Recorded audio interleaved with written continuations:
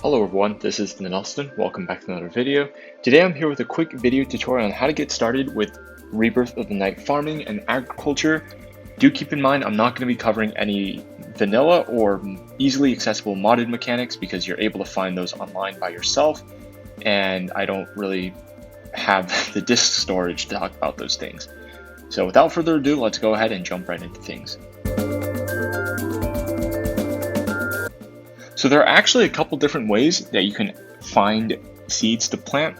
The most basic and obvious one is to go around with a hoe and break tall grass. This will break any plants in kind of a 3x3 area. You'll get a bunch of different seeds. I've already done a little bit of collecting here myself. As you can see, I got hemp seeds, and I also have some other miscellaneous things that I can use for other purposes. Another way they can get seeds is by breaking these gardens. Now there's a couple different types of gardens. You can find these online, so I'm not going to spend time explaining all of them here. But if you punch it, you get some different foods depending on which biome you're in. And you can turn these into seeds by going into your crafting table and crafting them into their respective seeds. So for example, amaranth crafts into amaranth seeds, and lettuce, of course, crafts into lettuce seeds. You can also actually hoe the ground like this, and occasionally, as you can see, you'll get seeds. It will break your hoe though pretty quickly if you keep doing that. Keep in mind, hoeing unwatered dirt, essentially any dirt that doesn't have water within a 4x4 area, is not going to turn it into farmland. You do not have dry farmland. Now, another more rare way of getting seeds is actually by breaking these things. You can find underground. Obviously, I'm on a super flat world, so there's no underground. But you can actually break these things called farmer crates, and they will drop seeds, as you can see. Of course, you can also find pumpkin and melon seeds as well as some other food seeds in underground chests as you go around exploring, so definitely keep an eye out for that. One thing to keep in mind is that the mod Serene Seasons adds 4 new seasons: spring, summer, fall, and winter, which will have an effect on when your crops can grow.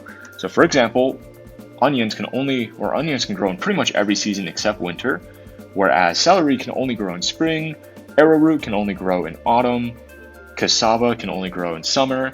You get the point, right? And you can also hover it over it in your inventory if you want to. Now, there are 2 ways of keeping track of seasons. There's kind of the eyeballing method, which is to use a season clock, which you can craft like this. And this will just tell you which season it is, kind of on a handheld version. You can't really right click on it or interact with it. You can just read it off, right? So obviously the sun means it's currently summer, and you can guess with the other icons, right? Fall would be leaves, winter would be snowflakes, and I believe spring is either a flower or leaves. I'm not too sure about that. But there is another more reliable way of keeping track of time, or keeping track of the season, and that is to use these season sensors, which are crafted using a season clock. And of course you need nether quartz, so you do need to have gone to the nether first. Now the way this works is pretty simple. You can right click on these to toggle which mode it is. So this is spring, one right click is summer, 2 right clicks fall, 3 right clicks is winter, 4 right clicks you toggle right back to spring. And it'll output a redstone signal based on which season it currently is. So as you can see, this is summer and is outputting a redstone signal because it is, well, it's summer. Let's say there's a crop out of season, but you really want it for whatever reason, right? Well, you can actually get around the season restriction by using this item called a greenhouse glass. So as you can see, turnips only grow in spring, and that is what I've grown here. If I right click on it, nothing happens because it is currently summer. However, if I go and put this greenhouse glass right above and right click, it will now grow.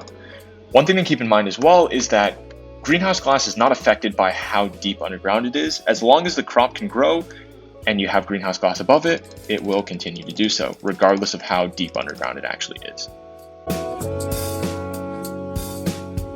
So there are 2 new types of soil added by the Rebirth of the Night mod pack. The first one is this ever fertile soil, which can be used pretty much away from water, and it will grow the crops as if it were close to water.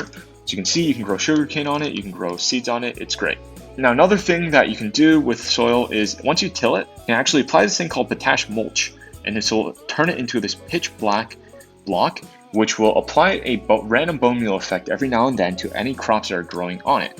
Keep in mind this will, I believe, expire after 12 uses, So you do need to manually reapply it by hand. It does not work with the dispenser. You have to go through and do it yourself. One important thing to note, both the mulched farmland and the ever fertile soil are trample proof.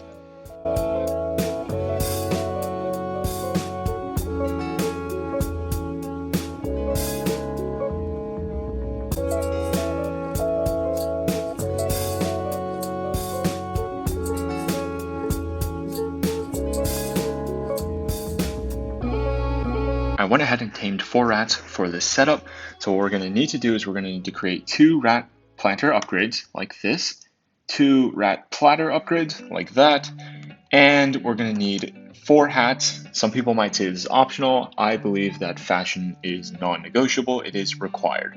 So let's go ahead and equip each of our little rat boys with their designated jobs. Let's go ahead and give you 2 of those, give you 2 of these. And now what we're going to do is we're going to go ahead and bind each of these rats to their specific containers. So this rat is going to be the planter rat, so he's going to take items from here, which is filled with seeds. This rat is going to take items from here, which is filled with bone meal. These 2 rats are going to deposit items in the chest right here, so deposit there, and this one's going to deposit here.